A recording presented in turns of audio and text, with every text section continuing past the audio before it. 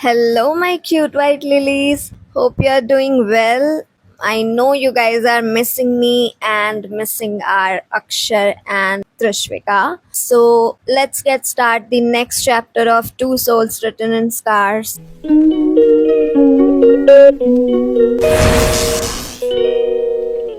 2 days later, Trishvika's condition had improved, though she hadn't spoken a single word yet. Her ward was empty at the moment, and her eyes were closed. But sleep was far from them. Just then, a knock sounded at the door, and Akshar walked in. Tishvika opened her eyes and looked at him, but said nothing and turned her face away. Akshar came closer and said, "Your mom and dad are here." Hearing this, Trishvika instantly turned her head toward him, staring with questioning eyes. Akshar looked down, took a deep breath, and said, "I'm trying to correct my mistake. You didn't deserve any of this. If I hadn't forced you to come with me, none of this would have happened. So you can go back with your mom and dad." Then Akshar turned to leave, and suddenly a wave of thoughts rushed through Trishvika's mind. Her parents forcing her to go with Akshar, Akshar saving her from that taxi driver, convincing her that he didn't bring her to use her, then her father kneeling in front of her, Akshar kneeling in front of her. But there was a huge difference between the two. Her father had knelt to convince her to go with Akshar so that their company could be saved and their debt could be forgiven. But Akshar, he knelt before a man who worked for his enemy. And for what? Just to save her life. Before Akshar could leave the ward, Tishvika's voice rang out. "Wait." Akshar stopped and turned to her. Tishvika said, "I don't want to go with them. I told them, didn't I? Their daughter is dead." But Akshar tried to say something. "I don't want to see their faces," Tishvika said louder this time. Akshar heard her words but didn't react much. He simply looked into her eyes and said, "Okay." Then he left the ward. For a brief moment, Trishvika saw something in his deep eyes, a kind of assurance that if she didn't want something, it simply wouldn't happen. And she had never seen that kind of assurance in anyone's eyes before, not even her father's. She took a deep breath and closed her eyes. It was night. In the stillness of the night, Trishvika stood by the window of her ward. There was still no one else inside. Cool wind brushed against her face. Her hand instinctively went to her belly. She could still feel her baby within her. A mother's love doesn't fade so quickly, does it? Her heart refused to accept that her baby no longer existed in this world. But her mind kept telling her that she had lost everything. There was nothing left in life worth living for.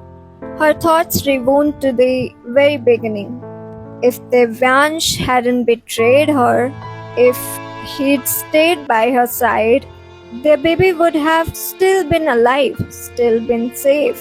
But Devyansh had taken everything from her, left her stranded with nothing. Everything was ruined, and the only people responsible for her condition were Devyansh and her parents. Just then her eyes fell outside the window. A car had just stopped in the hospital compound, and she saw Akshar stepping out of it. Within seconds, he disappeared from her sight, entering the hospital building. Tishvika's lips softly whispered, "Akshar, Akshar Purushottam." She had made her decision. She had to destroy Devyansh, and she couldn't do it alone, not anymore. Now she had nothing left. She wouldn't even be able to touch Devyansh, let alone ruin him. But there was one man who could do a lot. A man before whom Devyansh held no power. And that man was Akshar Purushottam. Meanwhile, Akshar had reached the doctor's cabin. He immediately asked, "Doctor, how is Trishvi?" "Her reports are much better now, Mr. Purushottam," the doctor replied, but she continued, "You still need to take very good care of her. She's gone through trauma. She's just lost her child. You and I can't even imagine what she's feeling. Try your best to keep her happy." "Yeah, doctor, I'll take care of her." Akshar nodded. "When can she go home?" "If you'd like, you can take her home tomorrow. Just make sure to bring her in for weekly checkups and give her medicines on time," the doctor said. "Okay, I understand," Akshar said as he stood up. "Thank you so much, doctor." And with that, he left the cabin. After a while, Akshar opened the door to Trishvika's ward. As he stepped inside, he saw her standing once again near the window. He immediately walked over to her and said, "What are you doing?" Hearing his voice, Trishvika gave a bitter smile and replied, "Don't worry, I'm not going to do anything stupid." Akshar stayed beside her, near the window. After a few moments of silence, he asked, "How are you feeling?" "I'm fine," Trishvika replied. Akshar wasn't sure what else to say, so he simply told her, "The doctor said you can go home tomorrow. Your reports are looking better." Trishvika simply nodded in agreement. Akshar asked again, "Did you have dinner?" Another silent nod. Silence filled the space again. Akshar searched for an excuse to stay, but finding none, he turned to leave and said, "All right, I'll get going then." Just then, Trishvika grabbed his hand and said, "Marry me, Akshar." Akshar froze in place. Trishvika let go of his hand and the ward fell silent again. Neither of them said a word for a few moments. Then Akshar turned back toward her and asked, "Do you know what you are saying?" "Yes, I do. And I want you to marry me," Trishvika said, looking him directly into the eyes. "Why?" Akshar asked. "Until yesterday, you hated me. You said you could never forgive me." "I don't hate you, but I don't love you either. And no, I still can't forgive you," Trishvika replied.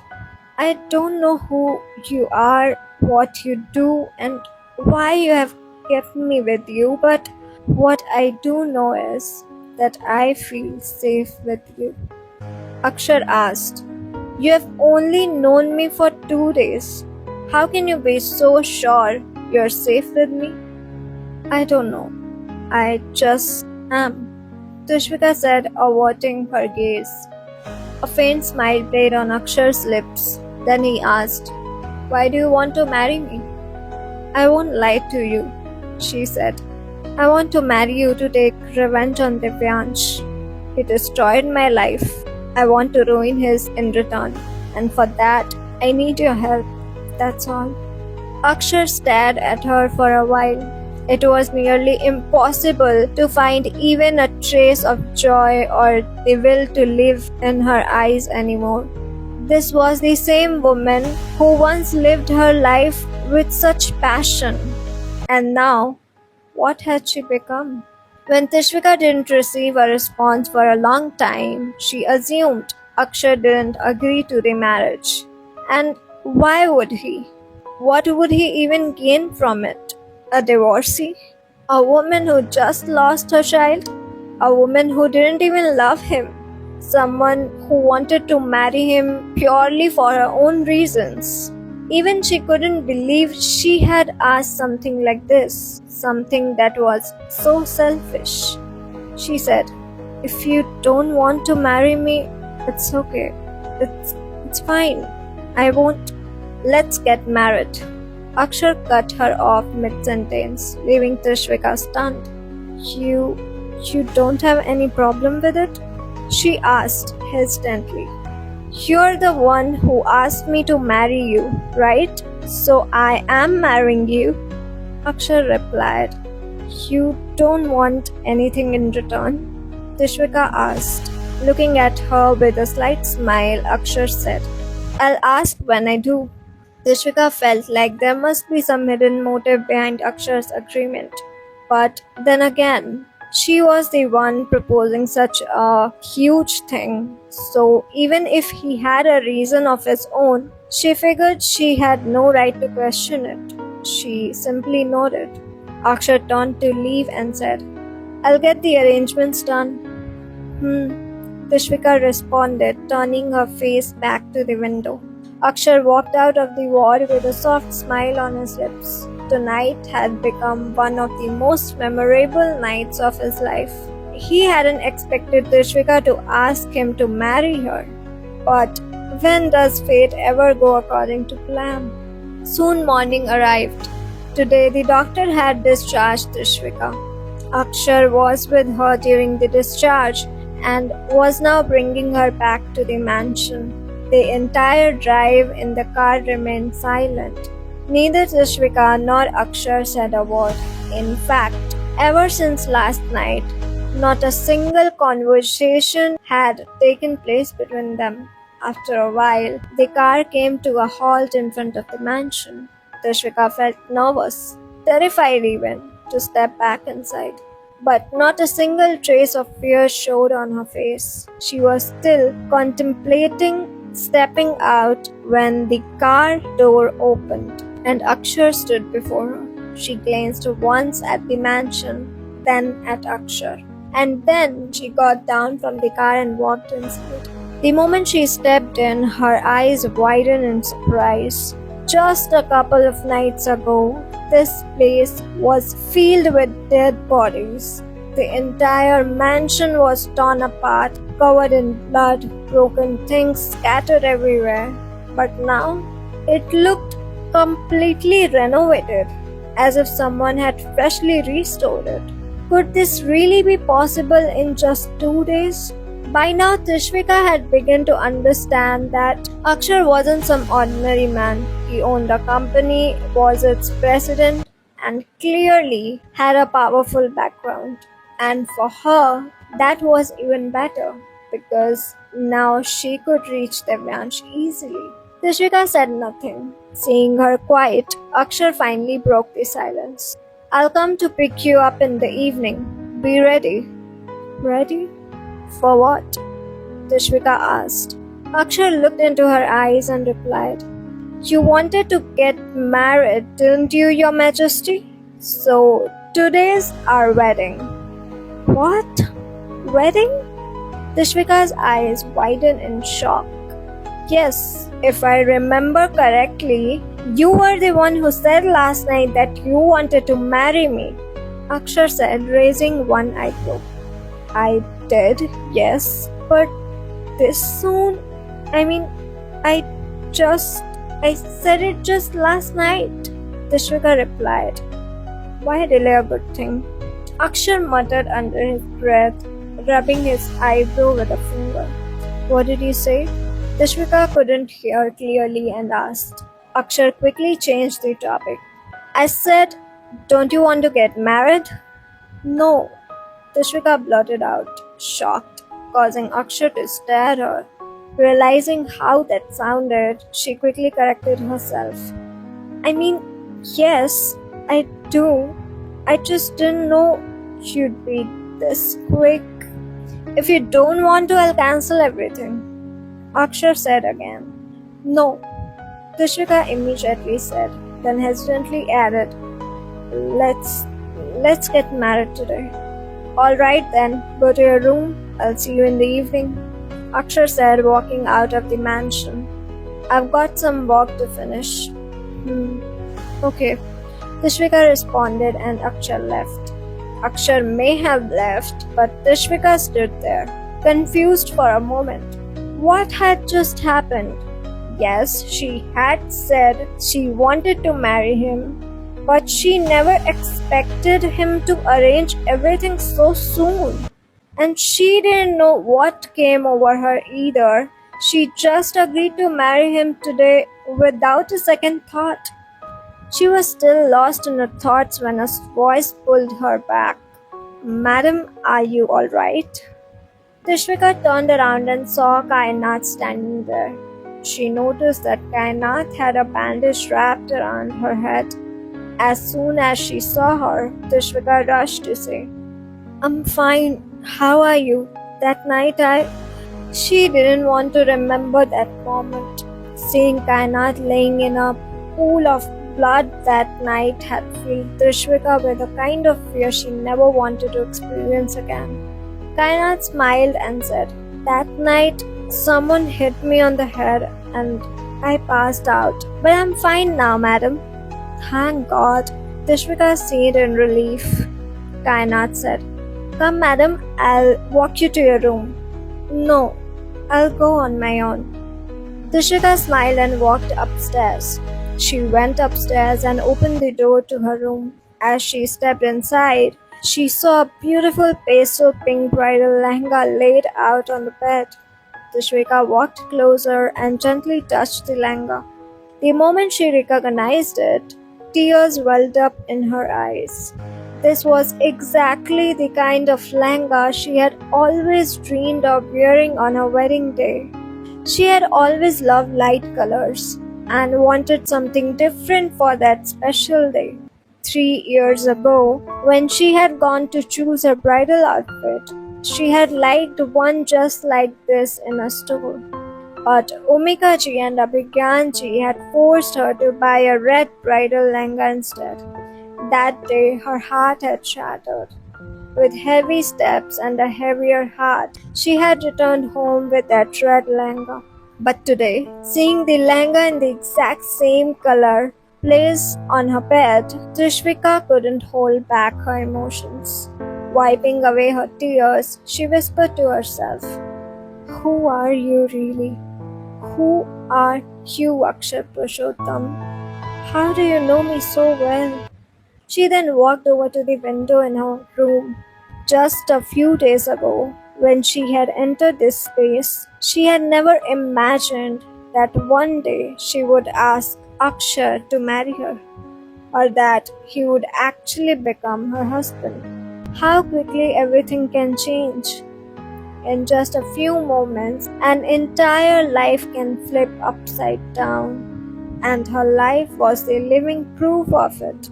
In one blow, the man she loved endlessly divorced her. She had never even imagined that he could betray her, that he could cheat on her, but he did. Then, in just moments, her parents she had hoped would help her restart her life ended up making a deal out of her. And not long after, she lost her child, the only reason she had left to live. And now she was going to marry a man she had known only for 4 days. Who was he? What did he do? She didn't know. And she didn't care to know. But he knew her so well. Was it real or just a coincidence? She didn't know that either. Lost in those thoughts, Trishvika took a deep breath. This was her reality now. She had to accept it. Today was her wedding day with the very man her parents had made deal of her to. Trishvika returned to the bed. She wanted to rest for a while, so she lay down and closed her eyes. Meanwhile, at the Jindal residence, there was a knock at the door. Inside, everyone exchanged uneasy glances. Niharika said, I'll get it. She walked over and opened the door. Karthik walked in with his luggage and, without wasting a second, asked, Where is Ashwini? What did you all do to her? Omika ji and Abhigyan ji looked pale and defeated, exchanging silent looks. Karthik, growing angrier, asked again, Where is my sister? Karthik, please calm down. Niharika tried to soothe him. I can't believe you, Neha. Karthik snapped. You are asking me to calm down? They have sent my Ashwini off to God knows where and with whom just to repay their debts. I can't believe these are my parents. Someday they'll sell me too. Why just me? They'll sell you as well. Karthik, what nonsense are you spouting? Abhigyanji finally raised his voice. Neha is going to be the daughter-in-law of this house. You already auctioned off your daughter's dignity. What dignity will you protect for your daughter-in-law? Karthik shot back, locking eyes with him fearlessly. Hearing his words, Abhigyanji couldn't meet Karthik's gaze and looked away. Karthik then turned to Niharika and asked, "Who took Ashwini?" Akshar Purushottam. Niharika replied, her voice laced with hesitation. The owner of Ray Corporation. Where did he take her? Karthik demanded. I don't know. Niharika answered honestly. Bhumika ji added, why do you even want to know? She doesn't want to come back. Your father and I went to get her back home, but she refused to even meet us. Where did that man take my sister? That's all I want to know. Karthik said, raising his voice to the point that even Bhumika ji flinched. I've sent you the location. If you want to go, then go. Abhigyanji finally said. Karthik gave one last furious glare at both Bhumika ji and Abhigyanji before storming out of the house. Niharika quickly followed him. Hey Lilies, your turn to shine. What stole your heart in this chapter and what didn't? What deserves a little extra love? Share your thoughts in below. I can't wait to hear your opinion. Don't forget to like, comment and share this update with your favorite bookworms. Your support fuels our journey with this novel. Stay tuned for more twists and turns in Two Souls Written in Scars. Until then, may your dreams be filled with your favorite fictional characters. All yours, Satyanshi.